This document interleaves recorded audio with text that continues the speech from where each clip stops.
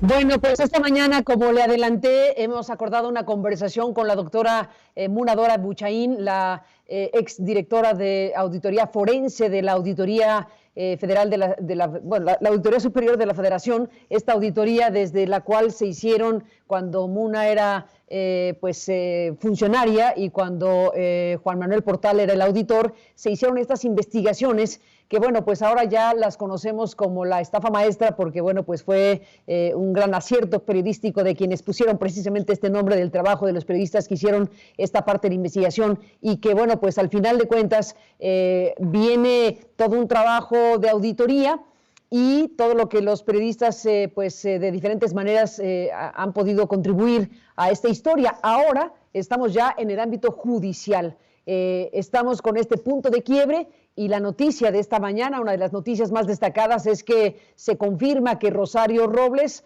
pues ha decidido acogerse a la figura de testigo colaborador con la idea del criterio de oportunidad para reducir su eventual condena y contar lo que sabe y en lo que participó. Y dentro de las cosas que ha dicho el abogado Mendieta, Pigmenio Mendieta, con quien hablamos esta mañana, está lo que la propia Rosario está planteando, está pensando plantear a la Fiscalía respecto a los dichos de Emilio Cebadúa, quien fuera su oficial mayor. Y aquí vamos a ver una cosa muy interesante, en donde Cebadúa plantea una cosa y Rosario Robles va en camino de pues plantear las cosas de otra manera. Así que, Muna, gracias doctora por tomarme la comunicación esta mañana. Vaya panorama que estamos viendo. ¿Te lo imaginabas? Buenos días, bienvenida como siempre.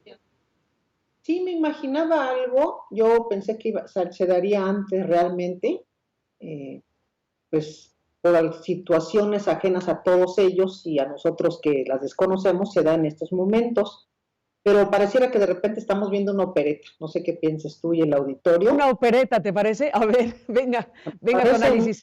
Muchos temas, estas situaciones que acontecieron y que seguimos viviendo después de 7 años de que iniciaron cada uno de estos actos criminales. La verdad que apenas se esté revelando y pareciera que estamos así como poco a poco rogando por un poco de información.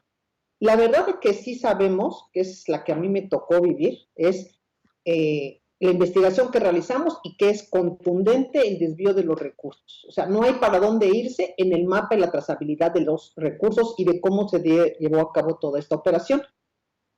Ahora que vemos que se acogen a estos criterios de oportunidad, como dice un amigo mío del sur, a ver si es verdad su mentira.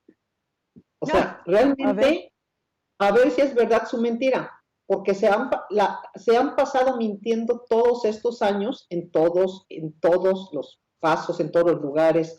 Entonces, pues para mí me aplica muy bien esta frase que es popular en Chiapas, a ver si es verdad tu mentira. Entonces, ¿cómo podemos saber qué tanto va a aportar o qué no? Hasta que no la escuchemos. Yo creo que se tardó, que le ganaron la partida. Aquí hay en estos juegos hay psicópatas. Se tardó, Rosario. Sí, se tardó mucho porque había elementos contundentes que no podía desviar. Tenía anteriormente la protección de los que participaron en ello, del gobierno anterior, y después cuando quede el auditor, pues siguieron esas complicidades para tratar de solventar todo. Que inclusive de las preguntas que ahora necesitaríamos saber es qué va a pasar con los resarcitorios que están en vigor, qué ha hecho la auditoría en relación a esos procedimientos, porque son músculos distintos. Pero empezaría yo al inicio, ¿qué tan confiable va a ser la información que brinden? Hoy de lo que he leído, lo leí en tu portal y lo que se ha filtrado en prensa, porque no he tenido ninguna información directa en otro sentido, hay datos que son falsos. Por ejemplo, cuando asevera Cebadúa que el 60% se fue a las universidades, es absolutamente falso. El dinero demuestra que era de un 8 o un 10%, incluso algunas menos del 8%. Ahí está el dinero que ingresó. Pareciera entonces que estoy buscando a quién sacudo yo la responsabilidad. Y a mí me preocupan los rectores, que ahora pareces a los que les están echando la bolita. Los rectores, los que participaron, pues muy bien merecido. Pero los que no participaron y solamente fueron utilizados por instrucciones del gobierno, del gobernador, había unos que me comentaron en estos años que inclusive oficiales mayor y personas cercanas a gobernación, o sea, era una mafia, era un cártel donde estaban varios operadores, entre ellos era como oficiales mayores que realizaban todas estas acciones. ¿Dónde están esos operadores? A mí me gustaría escuchar a los rectores. De veras, yo regreso al ámbito de una constricción en una cuestión ética, porque los van a acabar embarrando y pareciera que ellos se quedaron con el dinero y conocer modo, tiempo, circunstancias. No he escuchado, hay una contabilidad alterna que se llevaba sin duda alguna, el lugar donde usted decía una investigación formidable, donde se fabricaban los entregables, cómo se contrata, quién lo contrata, las personas que están ahí, la estructura toda de oficialía mayor, todas las secretarías en este ámbito estaban con operadores dentro, todos los funcionarios se dedicaban a esto. Pero otra parte que me preocupa también, Carmen, es que de repente nos quedamos todos como viendo el caso de Guaymor y este asunto, y dejamos de lado todo el demás entorno que tiene que ver con Pemex, con CFE, con comunicaciones y transportes, de las que se sabe, que son muchos más millones. Lo pudimos visibilizar, es un gran logro, pero los demás ahí están. Entonces, si va a hablar y a decir la verdad, yo quisiera que fuera información confiable, que sí diga la estructura, cómo se dio, dónde se dio, quién era responsable en cada dependencia. Bueno, hay un mismo subsecretario, está en el IMSS, Javier Guerrero, que también lo menciona Cebadúa. Él fue parte de lo mismo, el que era el órgano interno de control también trabaja, creo que es el que solventa ahora en Veracruz. Todas esas personas tienen que dar información que demuestre fehacientemente cada uno de los dichos. Y yo creo que de la que más sabe en relación a los vínculos políticos, sin duda, es la señora Robles. Y el que sabe perfectamente de la operación es Cebadúa. Pero necesitamos una lógica, y en lo que está hablando no hay una lógica. Coincido absolutamente con el abogado. Pareciera que había un niño de 5 años sentado en una antesala, escuchando todo ahí obedientemente. Por favor, o sea, ya que no nos tomen ya el pelo al pueblo. Ya estamos indignados, pero ya no tenemos tiempo para indignarnos por el pasado. Ya hay que ir actuando. Los subsecretarios que estaban ahí, ¿dónde están sus testimonios? Los operadores. Hay testimonios de quienes han participado para aportar pruebas, donde mencionan a otros operadores y a otras personas con lugares precisos, domicilios en Polanco, donde se hacían las entregas, donde lo citaba un tal señor Mauro, también de esta manera para hacerles todo esto. No veo a ninguno de ellos, no los veo, o sea, únicamente todas estas informaciones, entonces parece que se quedan en 3 universidades. ¿Dónde están las grandes, no solamente universidades, sino los que empezaron? El primer convenio, ¿dónde se firma? ¿Cómo se firma? ¿Cuál era toda la operación? En casa de él se realizaban muchísimas acciones, todas de contabilidad. Las otras direcciones que se mencionan también. ¿En casa de Cebadúa? En casa de él. A ver, cuéntanos de esa parte de lo que tú pudiste saber, porque además hay que decirlo, en tu calidad de directora forense de la auditoría, bueno, obviamente tuviste entrevistas, hablaste con las personas que estaban involucradas, les exigiste que explicaran esos movimientos, y en esas conversaciones tuyas pues te enteraste de muchas cosas. ¿Qué te contaron o qué sabes de la operación de Cebadúa? Porque él efectivamente aparece como si fuera alguien, como decía el abogado Mendieta, que estaba en la ventana como un adolescente que estaba viendo cosas, y le vengo a contar a la fiscalía lo que pude ver de lejitos, cuando al final de cuentas hay toda una serie de informaciones muy directas que lo involucran como operador o como el gran operador del asunto. Entonces, bueno, aquí te quedaste en una mención que hiciste respecto a que en su casa se hacían las tareas de operación, de coordinación. ¿Qué es lo que sabes? Lo que sé, todo esto lo supe posterior, porque mira, cuando empieza la persecución en mi contra, que fue algo bueno, de algo malo siempre sale algo bueno, de esta persecución que hasta hoy tenemos contra mi equipo y contra mí, que también tendría que salir ahorita a colación de quién ordena y cómo, porque de ahí se paga y se persigue y se coloca esta pandilla que está ahora. En ese entorno, muchos de las personas que estaban involucradas se acercaron a mí, fíjate, en una cuestión ética, y dijeron, oiga, estamos viendo lo que le están haciendo y es injusto, porque yo estuve en casa de Emilio Cebadúa, en la calle de Tennyson, porque ahí nos citaron, porque yo estuve en ese domicilio que tú, que no me acuerdo dónde es, en Anzures, por ahí, ¿no? Donde nos sentaban para los entregables, porque a mí me llegaron a ver de parte de él, porque a mí, o sea, toda la información, que inclusive yo invito a todos los que nos están escuchando, en un acto de veras de ético, que nos escriban y nos digan. En Twitter muchos me han informado algunos datos interesantes. La verdad, hay que construir la verdad entre todos, porque cada quien va a querer salvar su pellejo, Carmen, y eso es la naturaleza humana. O sea, esa es la naturaleza humana. Pues Pero esa es la nosotros, gracia de esta herramienta, esa es la gracia de esta herramienta, perdón que te interrumpa, Muna. Cada quien pues quiere salvar su pellejo, es la condición humana, al final de cuentas, y si en ese querer salvar el pellejo estás obligado a contar la verdad y a proporcionarle a las autoridades los elementos que prueben tu dicho, pues esa es la magia y esa es la gracia de este criterio de oportunidad. Para eso se inventó, para lograr que si Emilio Cebadúa sale y dice lo que dice, Rosario debe estar indignada con Cebadúa y ya sale ella misma y lo va a desmentir y además va a tratar de salvar el pellejo porque ahora la acusan a ella de cosas peores, la han acusado ahora de lavado de dinero y de delincuencia organizada. Así que veremos ahora el cruce de acusaciones y de señalamientos entre los que fueron partícipes y nada para construir la verdad mejor que las personas involucradas se señalen mutuamente con elementos para pues defenderse a sí mismos, ni hablar señalando a los demás, que esa es la realidad de esta herramienta judicial que existe y hay que usarla para lograr esclarecer los casos y pues lograr impartir el grado de justicia que se pueda. Claro, inclusive, mira, yo leo atrás de los discursos, a mí me encanta escuchar a las personas. Escuché al abogado en la mañana que dice, pues ya ella aceptó que ya no va a encubrir a los demás porque la han dejado sola. Atrás de eso yo leo, sabe quiénes son los responsables y los ha estado encubriendo esperando que la salvaran. No sucedió. O sea, es la condición humana y más en la política, ¿no? Totalmente. Pues, adelante de esto es cierto que esto sucedió. Bueno, si ya es lo que sucedió, yo espero que ella en un acto de fuerza y de grandeza, porque yo creo que es una mujer fuerte dentro de todo, porque fíjate todo lo que aguantó pensando ingenuamente, que es algo que no es una característica común en los políticos de ese talante, que iban a venir por ella a defenderla, cuando nadie defiende a nadie en situación de desgracia. No solamente no los defienden en situación de desgracia, sino que los hundan y a mí que sálvese quien pueda. Entonces, esto que provoca es muy interesante y esperaríamos esto que tú acabas de mencionar, una declaración seria y certera y no únicamente mencionando personas como queriendo salvar a ver quién es, sino quién fue, cómo se formaron estas estructuras, quiénes eran los beneficiarios. Por supuesto que hubo beneficios, hay ranchos, hay compras, hay operaciones, hay dinero. Y me preocupó escuchar del abogado que comentaba que pues todo está lo que hizo la auditoría o la UIF. No, eso no es lo que estamos esperando. La auditoría llegó a un límite cuando estuvimos nosotros en la administración anterior y no pudimos seguirlo. Uno, por la cuestión de que llega esta gente a corrernos todo y otra porque detuvieron todas las auditorías.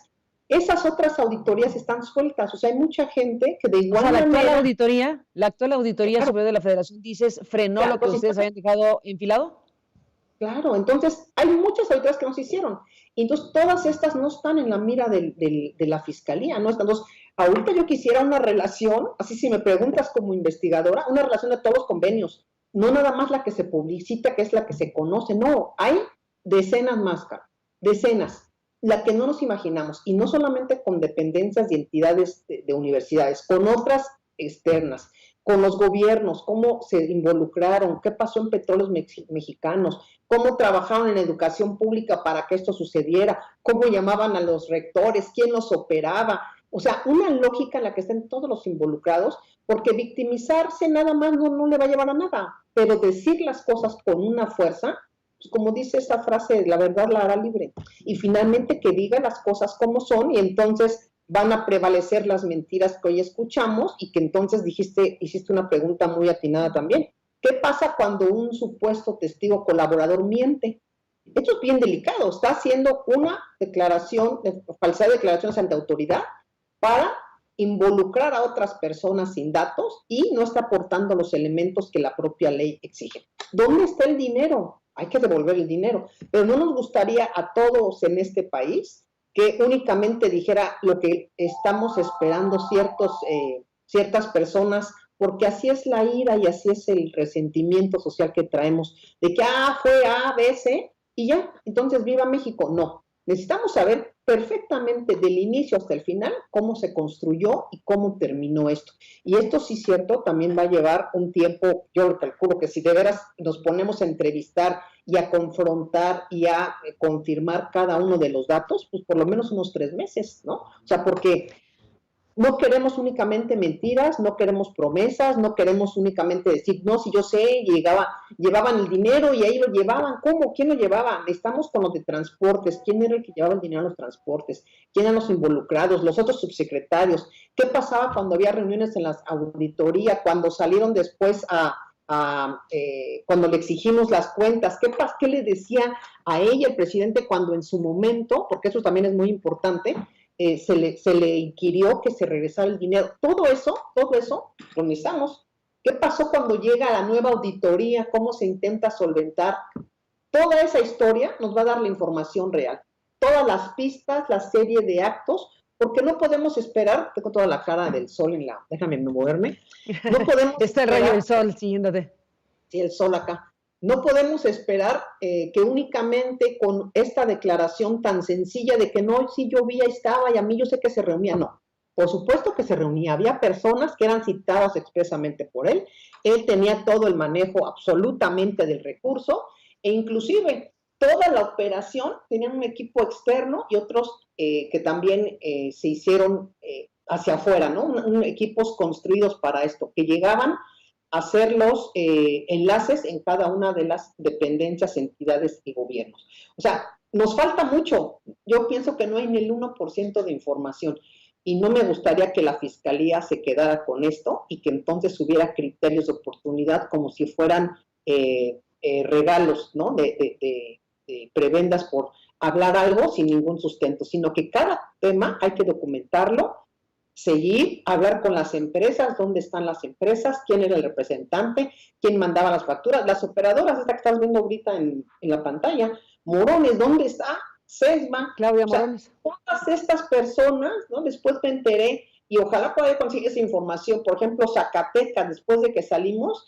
inmediatamente vieron que unas observaciones que hubiera ahí se hicieran menores. O sea, toda esa información, todos estos actos han sido actos corruptos. Porque si nada más le cortas la cola a la lagartija y dejas que siga viviendo la demás red de corrupción, no solamente no se va a lograr el efecto disuasivo, sino que están los corruptos que corrompieron a muchísimas personas, que les echaron a perder su vida porque son cargas muy difíciles, y no se vale entonces que ellos vayan a tener esas cargas y otros estén muy cómodos porque pues dije lo que yo creía que era o lo que querían oír. Entonces, no me parece que sea realmente información seria, confiable, no están los operadores, no está la contabilidad, y yo creo que... ¿Te refieres a la de Cebadúa? ¿Te refieres a la declaración que ya se conoce de Cebadúa? Esa es la que tú dices, bueno, a ver, los elementos que están ahí en esa declaración son una narración de hechos que en buena medida, déjame decirlo así, casi que la pudo hacer cualquiera que haya revisado la Auditoría Superior de la Federación. Aquí lo que falta es lo que ¿no? O sea, los datos que se ofrecen ahí en un tipo de narración, pues suenan creíbles porque son datos verdaderos, porque proceden de la Auditoría Superior de la Federación en tiempos donde estuviste ahí, pero tú dices, se está planteando esta narración de parte de Cebadúa como si fuera él un testigo externo, como alguien que se enteró del asunto, cuando para efectos prácticos... Cuando para efectos prácticos, según lo que te oigo decir, según lo que se oye de la propia defensa de Rosario Robles, según lo que nosotros con Sebastián Barragán, con Juan Omar Fierro, en su momento cuando hicimos el reportaje de la Operación Entregables, bueno, supimos de manera también muy directa, pues el gran operador de todo este asunto, pues se llama Emilio Cebadúa. Y otros más vinculados de otras dependencias, en efecto, cada quien. Entonces, acotarlo únicamente a Cedesol y Sedatu está mal, porque entonces yo sí espero, y ojalá así sea, que no vaya a ella a hacer la otra cara de Emilio diciendo únicamente parte que le convenga, sino que hable con la verdad, para que de verdad yo digo que la hará fuerte y dirán, bueno, pues por lo menos, ¿no? Si la utilizaron a ella, y obviamente se dejó utilizar, ¿no? Pero cada quien en su historia sabrá sus razones, porque no eligieron a alguien más en esa administración, ¿no? Bueno, hubo 2 o 3 más operadores, pero fue la que dejaron la cabeza visible, a pesar de todo esto. Entonces, bueno, por ejemplo, escuché una declaración que dice que los convenios que firmaron 2 subsecretarios, cuando esos subsecretarios han dicho que les falsificaron la firma. Esa es otra mentira más que está en la declaración de Cebadúa. Entonces, miente sinceramente. No podemos nada más quedarnos con eso. Y yo sí estoy esperando qué va a decir Robles para que entonces podamos tener la conciencia clara de todo lo que sucedió, cómo lo operaron, quiénes son los verdaderos responsables, porque tampoco se trata de fabricar responsables, cómo nace todo queremos, esto. oye, no, queremos saber la verdad, queremos saber la verdad ya, o sea, ya sabemos una muy buena parte de la verdad, gracias al trabajo de periodistas y por supuesto de la Auditoría Superior de la Federación en tiempos en donde estuviste ahí, ya sabemos una parte de la verdad, pero llamemos la verdad judicial, ¿no? La verdad judicial, lo que al final de cuentas va a poder identificar responsabilidades, sanciones, y decía hace rato a José Ramón Cosío, el regreso de dinero, ¿no? O sea, al final de cuentas estás hablando del dinero público, era dinero de cosas relacionadas con lo social, cualquier dinero público, pero este en particular es agraviante que se haya hecho uso de un dinero multimillonario que le pertenece a los mexicanos y a las mexicanas. ¿Hay en tu expectativa una ventanita abierta para que se pueda recuperar algo de lo que se desvió en este desvío de recursos que queda pues tan exhibido de esta manera? Yo creo que sí, inclusive creo que el monto por el que están ahorita en estos dilemas pues es mucho menor que se llevaron, muchísimo, porque no están en la mira. Van a sacarlo de otra bolsa y lo van a regresar. Ojalá a partir de lo que se haga, uno, se regrese el recurso, hay que vender los ranchos, hay que deshacerse de todo, hay que pedir, ahora que le piden a la gente que regrese lana y a los proveedores a ver qué van a hacer, ya, toda esta historia es la que tenemos que saber y conocer. Entonces, que se regrese el dinero, que se haga lo que se tenga que hacer, para que podamos decir que sí se supo de fondo, que sí están, y van a aparecer muchísimos actores que ni nos imaginamos, muchísimos. Y una operación que vamos a ver que puede ser inclusive reveladora para casos de estudio de que no vuelva a suceder en la administración, porque puede estar sucediendo y puede volver a suceder. La simulación se puede generar en cualquier momento, en cualquier estado, en cualquier municipio, porque no hay realmente disuasores, no hay ejemplificantes. Y entonces aquí lo que estamos viendo es saber quién dice más, quién aporta más elementos. En este caso hasta ahorita yo he visto a ver quién dice más mentiras. Digo que no es información confiable. No he visto un solo dato, uno que yo no conozca. Y estamos hablando que nosotros no tenemos la profundidad. Y si se queda únicamente, como comentaba yo, a lo que dice la UIF o la Auditoría Superior, se van a quedar muy cortos en la defensa, porque inclusive la propia UIF únicamente está siguiendo la información a partir de los datos que nosotros tuvimos. ¿Dónde se fue el dinero? ¿Quién ordenaba que se fuera al extranjero? ¿Quién lo cobraba? ¿Quién era el enlace en estos bancos? ¿Quién nos buscaba? Pues ya se nos acabó el tiempo, pero sigamos hablando. Te propongo que hilo que ya nos dejaste aquí con todo esto girando, lo retomemos próximamente en estos días, precisamente para seguir hablando contigo, si me lo permites. Por lo pronto se acabó el tiempo. Gracias, doctora, por estar aquí esta mañana y hasta la próxima. Muy buen día, a los demás, gracias. Nos vamos con esto. Buenos días, hasta mañana.